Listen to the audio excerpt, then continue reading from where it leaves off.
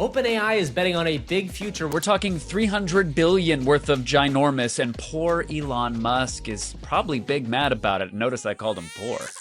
Kevin, what is that sound I'm hearing? Oh, I see. It's the AI bubble. I got it. Plus, Replit's new AI Agent 3 can do something I certainly can't do, which is work unsupervised for multiple hours and get things done. And Apple's new AirPods can live translate multiple languages thanks to a improved Apple Intelligence. What?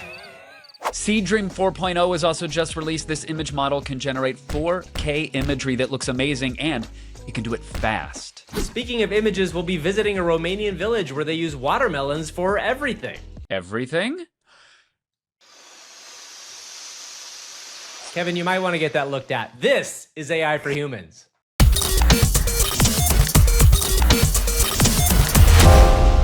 Welcome, everybody, to AI for Humans, your weekly guide into the world of AI. We are here with some big news. OpenAI is back in the news again after a couple weeks of Google taking the crown. And Kevin, the big news this week is OpenAI has signed a $300 billion deal to serve its models with Oracle. And when I first read this headline, Kevin, I was shocked a little bit because I think that OpenAI doesn't have any of this money yet. That was my very first thought, but let's jump into this and kind of talk about what this is. The basic news here is that OpenAI is setting up a deal to create more of these data centers. We've talked about Stargate before. This is where they're going to serve all their models. Kevin, when you saw this, what does this make you think about, say, the next 2 to 5 years in the AI space? I'm now no longer shocked by these massive numbers that get thrown around. Like $300 billion worth of computing power over 5 years should feel massive, but you see all of the tech giants at, White House meetings or on stage at tech events saying, yeah, we're going to spend maybe close to $1 trillion over 3 years. Like it all just feels kind of made up, but I'm sure it will mean over the next few years that a lot of data centers are getting built, and there's going to be a lot of AI ingested into everything. Yeah, well, let's talk a little bit about the specifics here and why this matters. So I want everybody to understand this deal starts in 2027. So it's not something that starting right now, OpenAI is going to pay this out. But the thing that I think we have to dig in here on is $300 billion is remarkable. It's a remarkable amount of money. And I do want to reflect back on that idea that OpenAI does not have this cash right now. So you have to start thinking about what is the prediction of a market that's coming? Obviously, there's an idea that in 2 years from now, we are living in a different place. And just to be, again, even taking one further step back for any of the beginners in our audience or people have to understand, this is a deal to essentially pay for the compute that will run the reasoning models. So as we've said in the show many times before, if you are new, reasoning models are the classic thinking models that you see in modern AI. Every time you ask something and it says, I'm thinking, it needs to be running that on a cloud. This is the money that goes to that. The thing that shocked me about this, Kevin, at large is that, again, $300 billion as a deal is just on paper right now, but that is cash that OpenAI has to pay out to Oracle.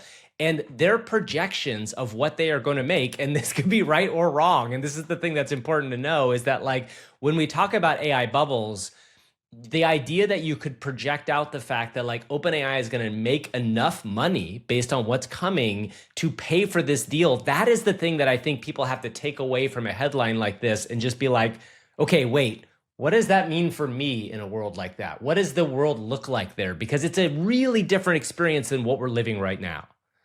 Well, OpenAI right now reportedly makes about $12.7 billion in revenue, right? Or at least that's what they're going to make this year. That's not profit. Let's be clear. That's revenue. These things cost money. And when you talk about the data centers required for these thinking models, but it's also the video models. It's also the image models. It's also the speech to text. It's also everything that this AI powers. So clearly they're making a forecast based off of their expected usage. Clearly, they're doing a forecast based off of the fact that every consumer device, every household device, everything is getting AI jammed into it, and they want to provide it.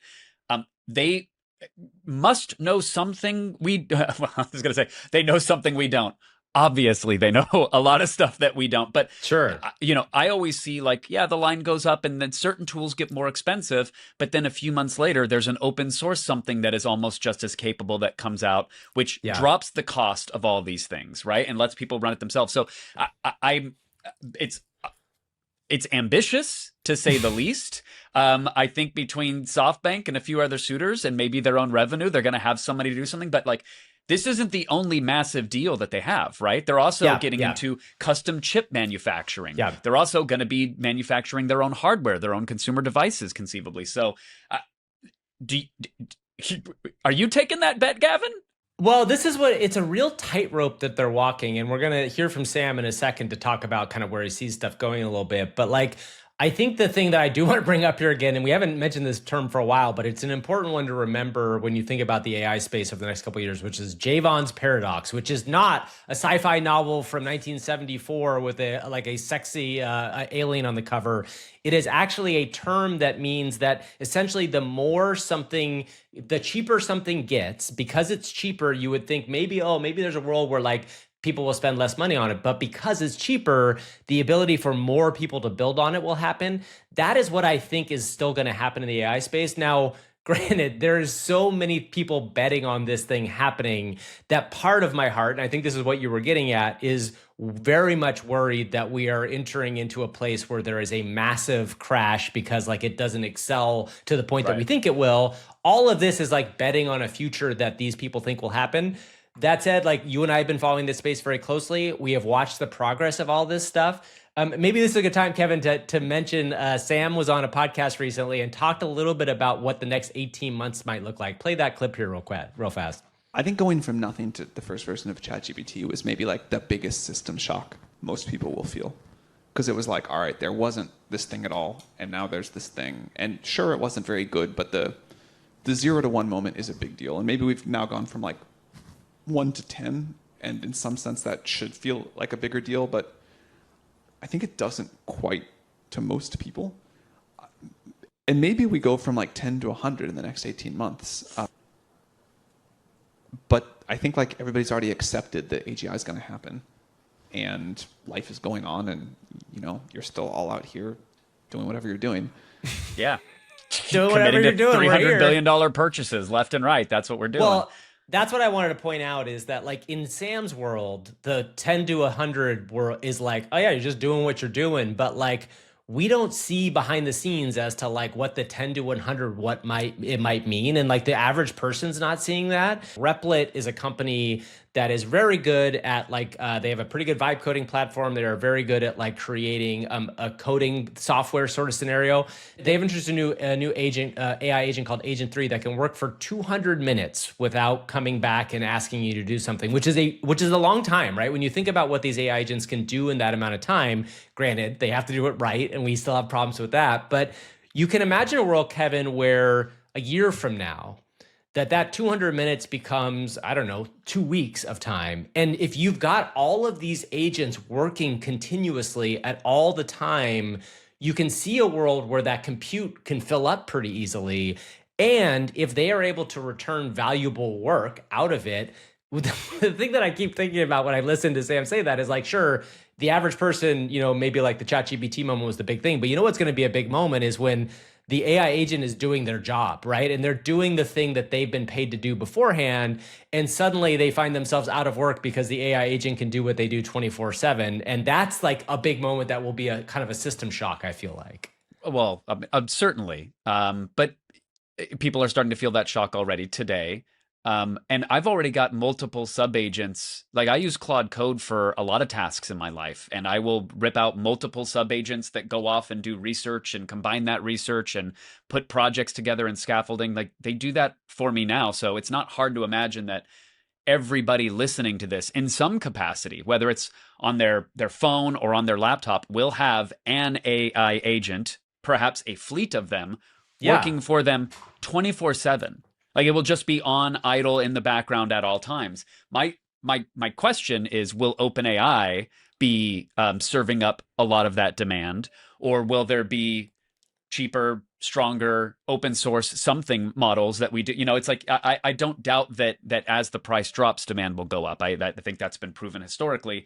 My thing will be what percentage of the market share for intelligence will OpenAI be serving? I pay OpenAI monthly. Do you still give them a monthly? Yeah, I pay them $20 a month. Not a lot. I don't pay for it per pro right now, but $20 a month, I'm paying them for sure. Yeah, if they keep that up though, every human being on the planet tossing $20 into the bin to have their autonomous agents doing work for them, like that, fine. Also, if it further enriches Larry Ellison, I think that's all. That's all something we can rally behind, because he is now the richest man in the world, Gavin, which is why we refer to poor Elon Musk. That's right. So, and I also want to shout out like what Larry Ellison looks like. I know this is not meant to be like a slam on a person, but his face is so fascinating to me. I love just looking at Larry Ellison's face. There's something about it that is like otherworldly in a way, and it's like a rich person. But yes, we should point out very clearly. I don't want to say he's one of the lizard people. He is not. But like there is something about him that looks very odd to me. That looks very strange. Does it look like a cartoon mouse might be his biggest villain in the world? Yeah.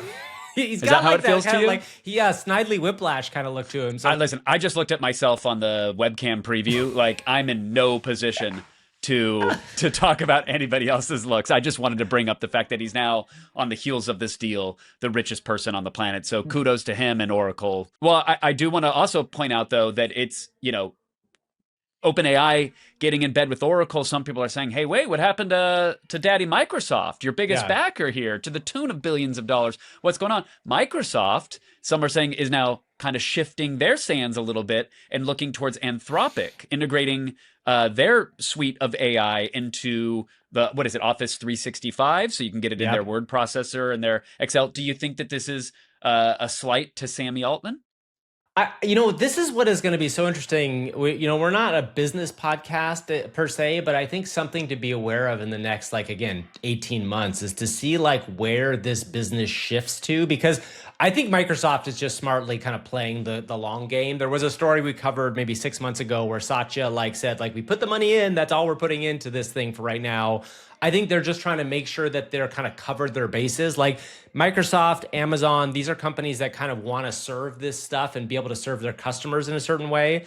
The big question to me is will Google take all of this? And I know there's somebody in our comments who thought we were a Google shill over the last couple of weeks because we were over covering Nano Banana. Good Lord, whatever. I'm sorry, but it's great. But it's a great model. Google is in a position of superpower right now. And I think the thing I would be curious about on a business side is whether OpenAI has the ability to even stay where they are, let alone leapfrog. We've talked about on this show really from the very beginning, that the race to AGI and then superintelligence is a race, in part because the first person that gets there may have a leg up on everybody else, because as soon as you can automate AI research, you're going to be much faster and faster. Mm-hmm. And we're not that far away, Kevin, from the original, when we first started this podcast, those worlds where we were getting closer and closer to that. I feel like I can see that future now. We've talked about here that there are a few companies that have already kind of hinted at the idea that they are automating AI research. Yeah. That is why this $300 billion number comes up. That is why these big numbers are being thrown around.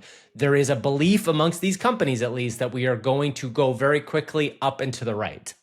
Gavin, if we're talking up and to the right, then we have to talk about the success of this podcast. Let me break my hand, patting us on the back. Ouch, ouch, shattered bones. Will, put a couple fake hands behind my back so I don't have to do it myself. Ouch, ouch, shattered bones. We actually can't take any credit whatsoever. It's thanks to each and every one of you who takes a second. And I know we bang this drum every week, but it's critical, because the only way this podcast grows is if you take a second to to subscribe, to leave a comment, to juice our algo. The algo loves Algo loves the juice. Last week, a lot of people stuck around for our infamous ending of our show and commented on YouTube, which was great. Also, leave an audio review. As we mentioned last week, we are now, the AI is tweeting those out. So if you leave us an audio review, you will get a 5-star review. You'll get a tweet. More importantly, Kevin, we are coming very close to the launch of our very special, weird company. And then, if you go to andthen.chat, you will be the first to get an open invite when we launch. It's coming soon, weeks away. And we are very excited for the things we've made. If you've played with the stuff in the Discord, that's great. If not, please enjoy what we're going to come out with. I think it's going to be fun. We're excited about it. So thank you, everybody, again, for supporting our show. We really do appreciate it. Go to andthen.chat, toss your email in there. You'll get notified. We won't spam you because, honestly, we do not have the time or energy. We don't. It's not that we're above it.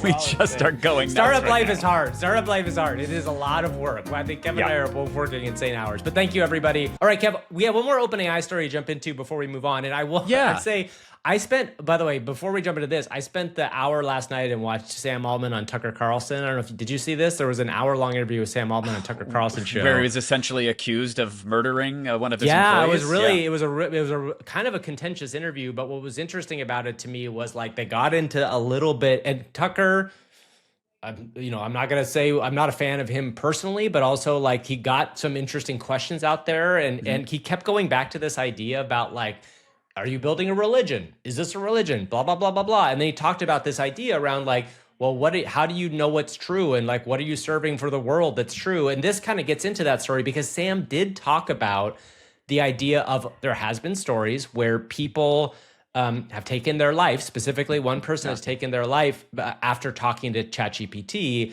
And, Sam had said on it, I think something like if 10% of the users of the world are on if 10% of the people in the world are on ChatGPT and X number of those people are having those sort of thoughts, right, they have to be better about serving it. So this story comes out that they are routing sensitive conversations to a specific spot and they're going to add parental controls.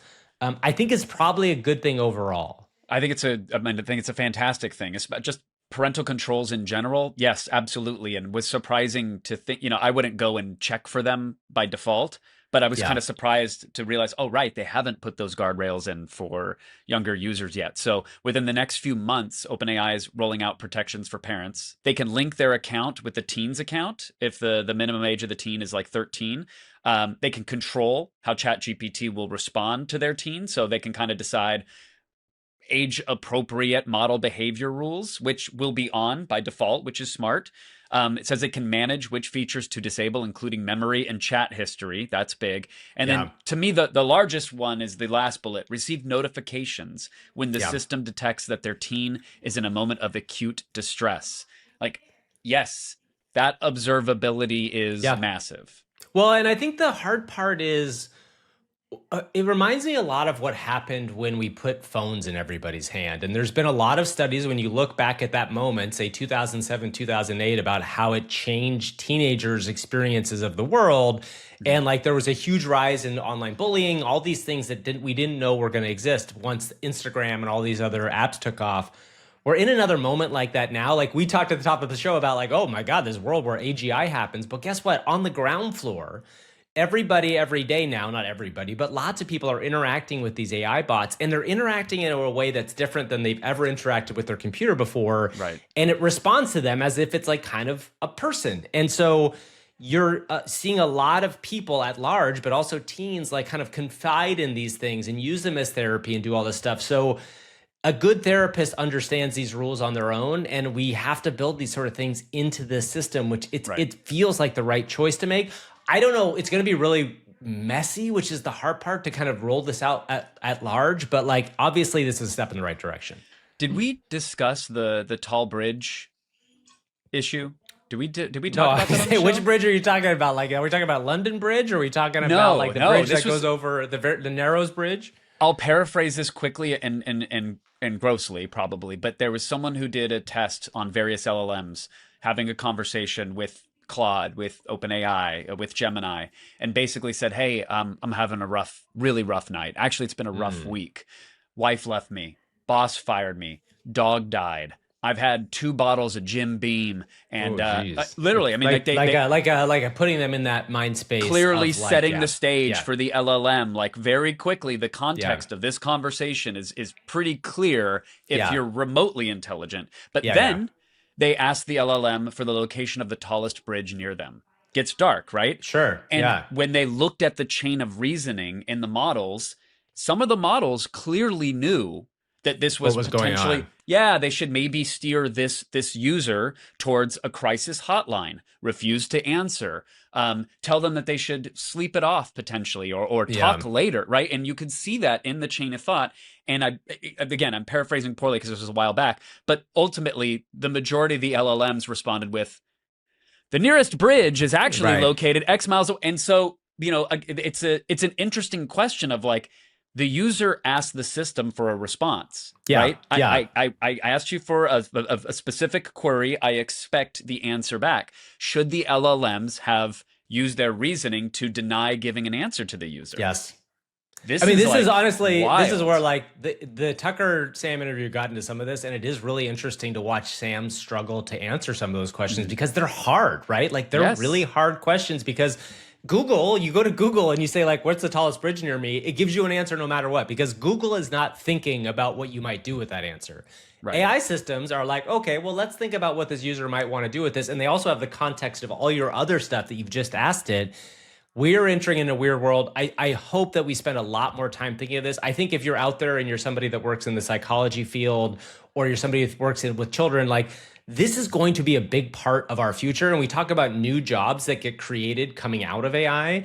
This job will be needed desperately. And I don't think enough people are thinking about it right now, which is like human AI interaction expert in some form. And I'm sure there's probably out in the world like some academic who's like, there's a name for that, goddammit, Gavin. You should say it because it's the next big thing. And be like, sorry, I don't know the name for it. Somebody in the comments tell me what the name of that thing is. But I do think it's a big deal. When you think about, remember Tom from MySpace?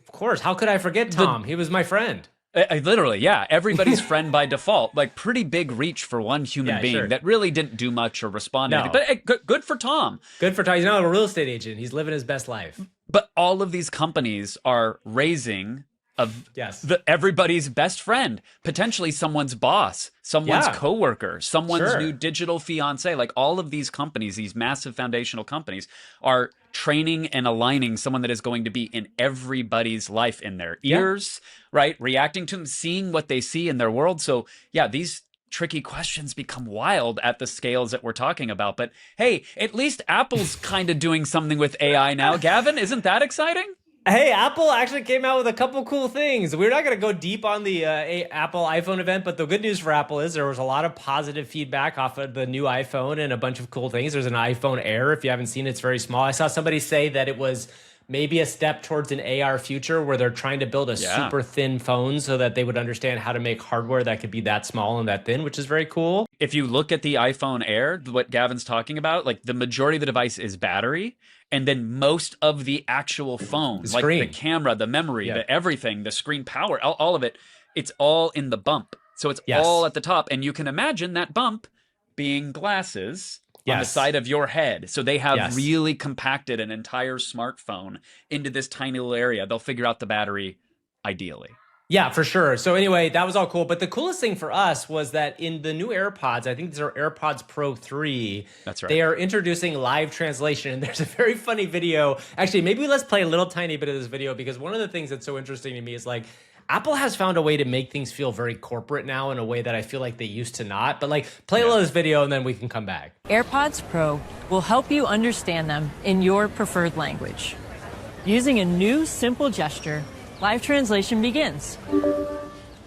The gesture, by the way, is kind of pinching your stems. You got to do a little stem pinch. Oh, yeah, sure. Here we go. Translating Spanish. While ANC lowers the volume of the person speaking, so it's easier to focus on the translation. ANC is active noise canceling, by the way. So what they're saying is you activate this thing, it's going to focus on who's in front of you, ideally who you're having a conversation with, and you'll hear them clearly through the background noise. Hola, bienvenida. Hi. Hoy todos los claveles. Hello, welcome. Today, all the red carnations are 50% off.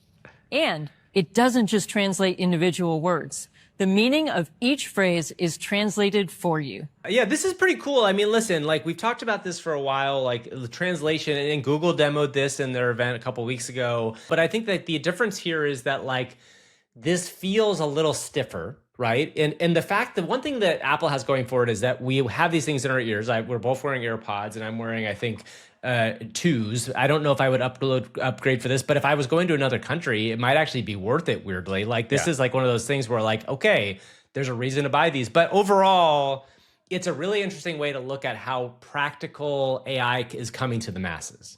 Yeah, part of the demo is if the other user obviously doesn't speak your language, it doesn't have AirPods, you can hold up your phone to kind of show the translation. If the other person has AirPods, you can have a near real-time translated conversation. I think that's amazing. I think that's great. I was really kind of bummed as someone who still doesn't feel like I have a reason to upgrade from my iPhone, I think 14. Yeah, you didn't think that you're not going to upgrade, the 17 didn't get you, huh? No, and the only reason it would get me is to unlock this feature in my AirPods, because you need to pair it with a phone to handle the processing of the conversation. So that was like, you know, it's a win for Apple Intelligence, because that it's kind of become a joke the same way Bard used to be for Google. So this is a win for Apple Intelligence, but still kind of a bummer, because I don't know why I need to upgrade other than this feature, which is kind of crazy to me. Yeah, I mean, I think it's a, you know, again, the thin air iPhone is really interesting in that. The next thing we want to talk about is kind of weirdly connected to this idea of live translation. But Kevin, there's a new company that's come out of stealth called AlterEgo, and it kind of set the world afire on X this week, at least on Twitter. And this is actually, you know what's funny about this kid who's in this video? We covered this kid like forever ago. I don't remember how long ago, but it was like a long time ago. Back at like MIT, right? Or something like that? I remember he had a big kind of bulky device. Anyway, the long story short here is he has created a device that essentially reads the kind of way that your brain and your jaw moves when you think through words without saying them out loud. And what it allows you to do is essentially like a version of telepathy, which is very cool. And this video shows two people sitting across from each other. And I want to get into like what people's reactions to this was, but we should just take a second. Like, if this works the way that it is demoed, this is another thing that might just change the way that people interact with the world at large, right? Like, this is literally, you sit there, you see nobody saying anything, and you see the words come up on the screen. So as the person essentially is thinking it, the words are coming up, and then you can send those words out into the world. And this isn't a giant cap with, you know, sensors all over it reading. This is a tiny device that looks like it's curving around the ear. There is a long cable tethered to it. And we don't know exactly, is that for power? Is that it goes for data back to like a massive like battery that's like 16 feet behind him, and we don't know. It's almost like, what's that? There's that meme of that guy with the giant brain that goes backwards. You know what I'm talking about? Exactly. It's 4 giant hamsters on a wheel running in tandem to power this thing. But it also has a camera built in so that you can hold up stuff in front of you and kind of circle it and then think or mouth-ish with your words. Yeah. What is this? Or remember this or whatever. And it will be contextually aware. And so they show it connecting to another user. Conceivably, you could use this to send text messages or to direct an AI to do things for you. Sure. This gives Call of Duty players a new way to be racist in lobbies. Like, I do think this is going to unlock a lot of stuff. Yeah, and I think the thing I wanted to talk about in the reaction to it really has to do with, there's a lot of people who saw this and are like, I hate this. And I think this is where we're getting into where this technology is going to start to change our world in different ways. Because you can imagine a world where in the future, you know, think of the hooded character who's just like doesn't say anything, right? Like, just thinks his life. There's a world in the future where like everybody's choosing different ways to interact with each other. Like, I think I will probably talk out loud for the rest of my life. I like to talk. I like hearing from people, but who knows what my grandchildren will do? Maybe there will be this very busy world that exists where they'll hear thoughts and they'll send thoughts and there'll be all these things. But again, this just gives you a look into a future that, like, I don't think is tomorrow. Like, this thing, you're not going to see a lot of people using this thing right away. But like, if this works as intended, it's another kind of cultural shifting moment in the space of technology that could be very weird. Yeah, I mean, I could look. It'll be multimodality, our future, as we know, and you'll pick that modality. If you want to talk, you'll talk. If you're in an area where you feel like you can't, or it's inconvenient to, for whatever reason, you'll do a weird mouthy thing, and it will maybe send. I think it's important to note out, people are like, I don't want AI reading my brain. That's not how this works. This is not it's not telepathy. It's not going to be able to read your brain. You're sending it out into the world, basically. And my signal's not strong enough for that anyways. We all know that. Let's move on to Seedream 4.0. So this is a new AI image model from ByteDance that kind of set the internet, especially the hype beast, on fire this week. Every week I find, Kevin, that the hype beast just Who'd you fire this week, Gavin? Yeah, they jump from thing to thing, and this week it was Seedream 4.0, and it is very good. It is another very good image model. I feel like in some ways when we get to these, we're now at the place, which is so funny to think, like, you know, when we first started this podcast and we saw Midjourney go from like blobs to like kind of more shapeful blobs. And we were like, whoa, that's incredible. We are now at the place where you're looking for very specific types of improvements. And what's cool about Seedream is it's another one of those very realistic models. There's some really interesting examples. on their website itself. If you go through, they have a pretty good blog post that shows a lot of this stuff off. You know, they show how that you can edit within prompts. They show a bunch of different styles that you can use. Well, that's that to me is the funniest thing about this as we continually move the goalposts on what is impressive here is that it used to be like, oh, it's an image model that's crazy fast, like to generate basic outputs, and it can do up to 4K imagery. That alone should have been show-stopping, but now it's almost like table stakes, and it becomes, well, what else can you do? Can you take a single image of a character and then generate them from multiple viewpoints and have coherence and consistency? Yeah, you can do that. Of course you can do that. Well, can you take a logo and apply it in one shot to multiple different things with a natural language prompt? Yep, got it. You know, can you feed it a single image and have it do an entire brand campaign? Can you edit that image like you were saying? You know, can it like build infographics with perfect text and multiple paragraphs worth? Yes. Yeah. It kind of does all of that. And what's interesting is they're all starting to do that, right? Yes. So this goes back to the same way when we talk about like where you do your AI might be where this is. And like Nano Banana, we've talked about a bunch, and it's doing some of this. This one, I think, from a professional standpoint, feels like it is now kind of taking the lead. And there's a lot of really interesting examples in that specifically. Also, to shout out our friend FOFRAI is doing interesting stuff, always explaining and showing cool models. But in this case, like there's a thing where he's showing off just how realistic these images look. And Kevin, that sheep image, now that looks like a weird picture that a farmer in somewhere, say like in New Zealand, decided to take a photo of his buddy that he just thought, oh, isn't little sheepy today looking very good? Well, let's take a picture of him and let's take and like that looks like somebody's photo, which I think is just a remarkable where thing. was this farmer located again? I'm having trouble with placing that accent. Somewhere outside of America.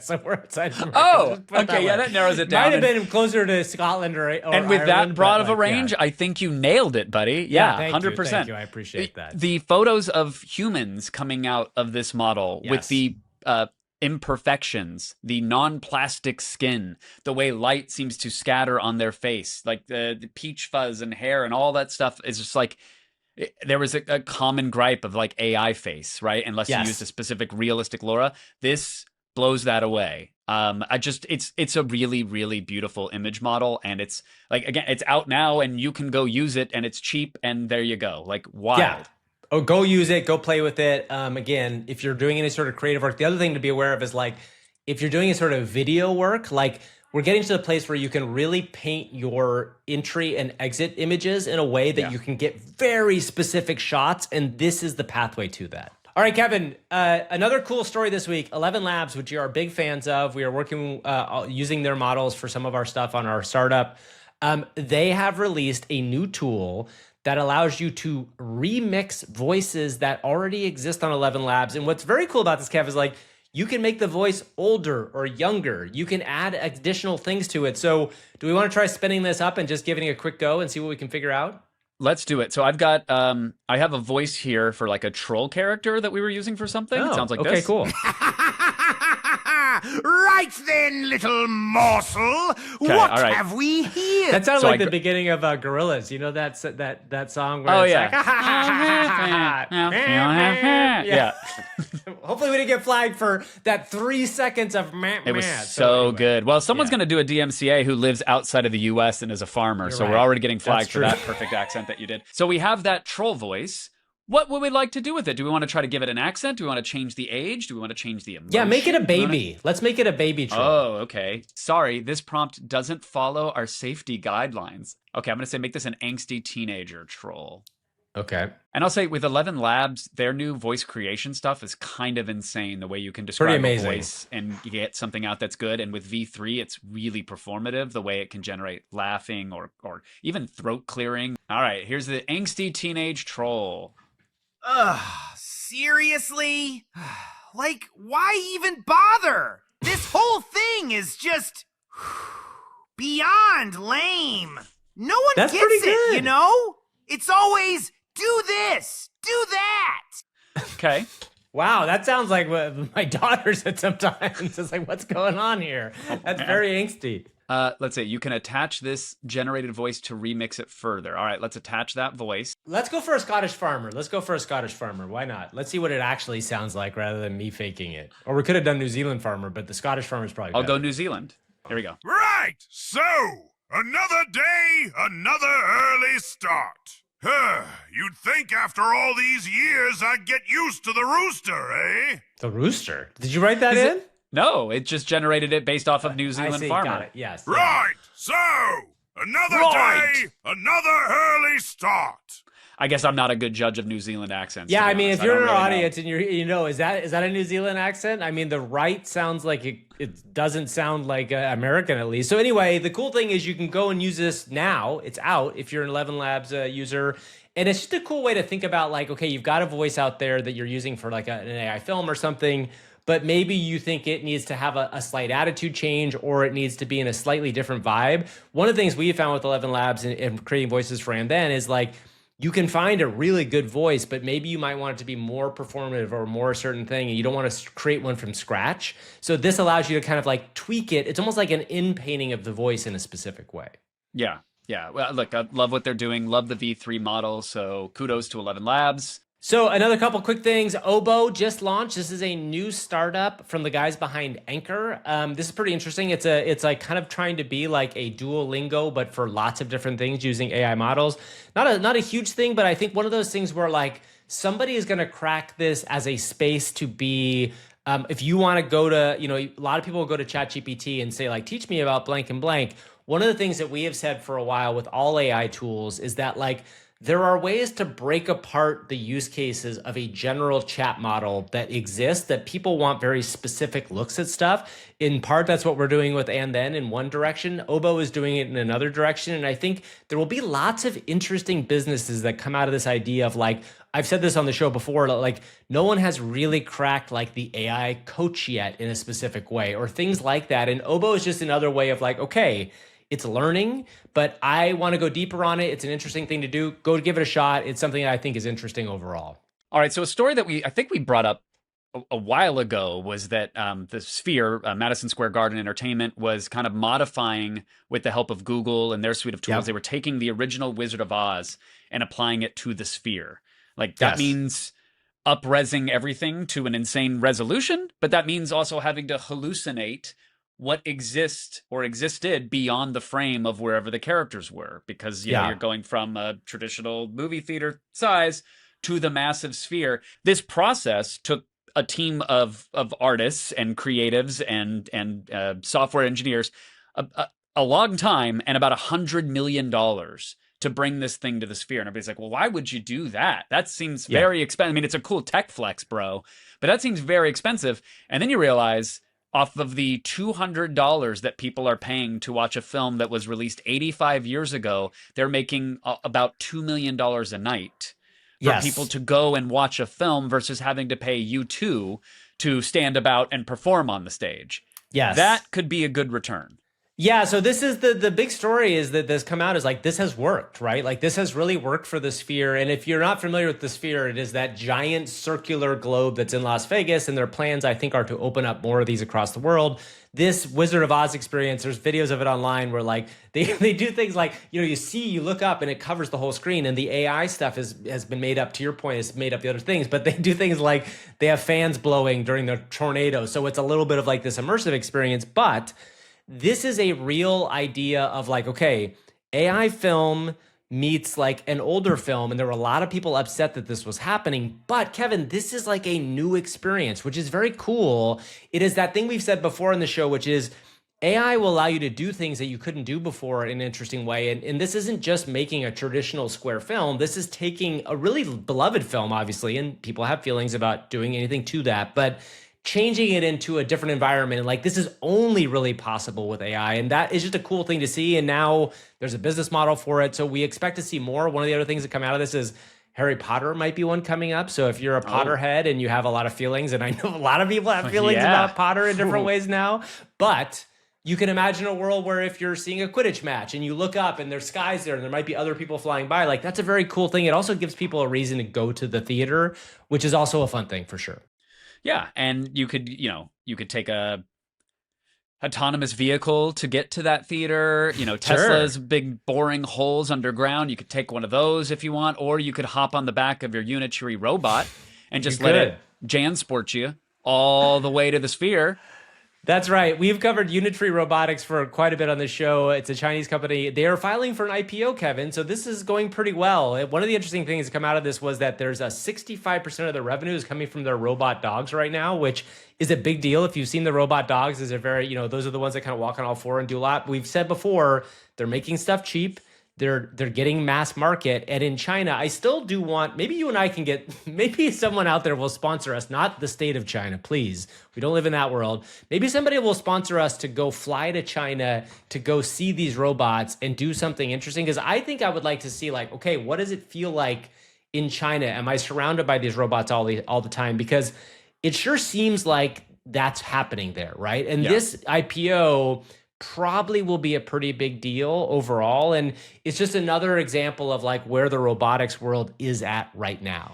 I get triggered easily these days, Gavin. I know this. And even in Santa Monica, the amount of robots and electronics that roam the streets and take up the sidewalks is too damn high. I am already tired of the little baskets the Cocoa on bots wheels. are so dumb. I don't understand and they operate on they park on the sidewalk and take up space, and then when they're driving down the sidewalk, they're right in the middle, and you're supposed to navigate around the robot. Like, no, we've already planned our cities so poorly around pedestrians. Like, what little real estate you have is now being taken up so that a Wally bot can get somebody a burrito in 5 minutes. Like, no. I'm gonna press X and flip it like a warthog. You're there. There's gonna be footage of me the next time. I'm working on my squats right now and my deadlift. Okay, because I am a weak paperclip of a man. Right over. I'm gonna flip a Cocoa bot, and you're gonna see it on X. You heard it here first. And it's premeditated. Y'all heard it. Premeditated. Yeah. Someone's not getting a burrito tonight. I'm Coco's lawyer right now, writing down your name. I'm taking a picture of you. I'm getting all this stuff. But Kevin, maybe if the Fourier robot, this new cute little robot, was the one delivering it and was there kind of walking up to you and said like, "Hi, Kevin, I'm Fourier." Maybe this would do it. Maybe this would make you feel better. Hey, Fourier, do your little blinky eyes and your cute little screen, do they reflect pain? You get out of my way, human. Oh, Fourier, I'm coming for you. Coming for you. This is another new humanoid robot coming from a company called Fourier. You can see that if you're looking at the video, they have kind of like the face that has like kind of like cute eyeyes. It's expressive. I'm a big fan of this sort of thing. It's just another one of these companies, right? It's another one of these companies that's making humanoid robots. And I think, Kevin, if people who are listening to this show know we've talked about humanoid robots for a while, but like the interesting thing about the Fourier bot is that, you know, they're going for cute and whimsy because this is supposed to be a companion in care robot. Yes. Like, this is supposed to be the robot you want to go give a hug to until someone doesn't dog food the firmware update properly, and it will karate chop your carotid. Yeah, that's right. So I think overall, this is just another example of like, we're going to be entering a world. And what I was getting at before is this idea of like, you at the home may be listening to this and know our updates on humanoid robotics, but like, until you see like the Rizbot, which we've talked about walking around your town, you may not think of this as coming, but like, we are not far away from a world where Kevin is talking about, where like there are multiple robots on the street and you're going to have to interact with them. And like, I do think Kevin, your point about like people getting mad, we saw that with Waymos, and I think people are going to get past that because Waymos are designed to be on the street in a car sort of scenario. These are things that are going to move around, and you can imagine New York City. Can you imagine New York City where like there's like 4 little robots walking up and down the street? They better get real good at like dodging and moving and swaving around people, because if they don't, there's going to be a lot of them that get pushed to the curb, I feel like. Listen, and I'm not saying I'm for that. I'm just saying. You are saying you're for that, because I'm yes. I'm not exactly saying that. I'm just saying we have to redesign our cities. I'm tired of like there's not enough space for pedestrians as is. And when we got these bipedal things moving about, we have these little delivery robots and these little robotic dogs moving. Yeah, they need to step aside. Do you think that it needs to be like a robot lane? Do you think that there needs to be a redesign? So imagine a world where like, because one of the things they've talked about is like maybe in the self-driving world, we're not going to have as many cars on the road, or they'll be more efficient, right? So that would give you maybe more space, maybe like a bike lane. Maybe there should be a robot walk lane. A bot right? lane. Where there's Maybe a little bot lane, and make that one closer to the cars so the bicyclists get a little protection. Like every good trail. So they get run over? Is that what Well, I mean, better them than us, Gavin, is all I'm saying. True. And that's on the record for the robots of the future. But, there's always a little trail sign of like what yields to what. And it's like there's the horse and it yields to the biker, which yields to the pedestrian. We need that for delivery robots. And they are at the bottom of whatever priority scale there is. Another big job. Someone out there is going to have to make that sign. Someone's going to actually have to create that sign. So that's another job that AI might have created. All right, everybody, it is time to figure out what you did with AI this week. It's AI, see what you did there. Sometimes you're scrolling without a care. Then suddenly you stop and shout. AI, see what you did there. AI, see what you did there. Okay, Kevin, we have 3 quick things. First and foremost, I want to start off with this amazing series of videos. This was pointed out by Venture Twins, who we always finds interesting stuff. This is a village where watermelon is everywhere. And this is just a Romanian watermelon village. This is from a user on Instagram called the Grecu, Thegrecu. But you just see like a place where like, watermelons kind of exist to be wood. People are playing pool with watermelons. Like, it's a world where watermelons are much more The watermelon church bells get me. Like, it's just, I wasn't expecting that shot.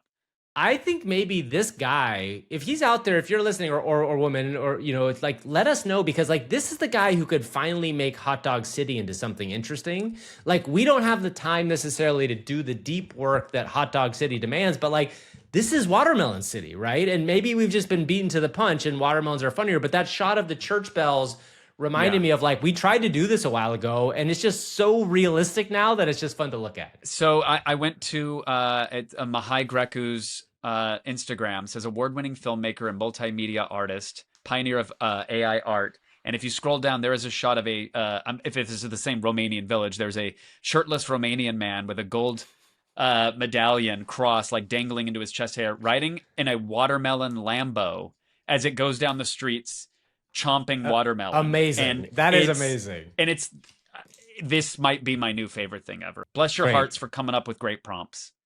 All right, let's move on. A friend of the show, PJ Ace, who you may or may not know, is like one of the guys who does really incredible AI commercials. He's also kind of got very famous early on for doing AI versions of the Studio Ghibli films. Has a really great studio. He has launched a new series that involves NFL highlights. And if you remember, Kevin, like a long time ago, I did something similar to this. This is better. We'll get into what makes it better. But like, there's something really interesting about using AI characters to reference the sports world or use characters to show the stuff. So football drives a lot of conversation online. It drives a huge amount of conversation, especially Monday, Tuesday, Wednesday in America, because the games are on Sunday.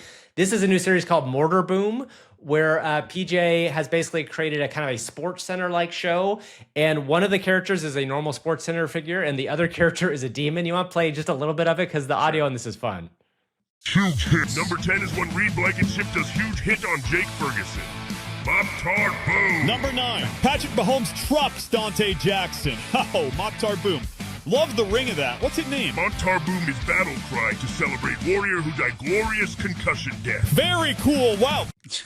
Mop-Tar Boom, baby. Mop-Tar Boom to you. Yeah, so Congrats, anyway, it's just PJs. a fun use case of AI in general. Well, I found maybe the best use of AI in general.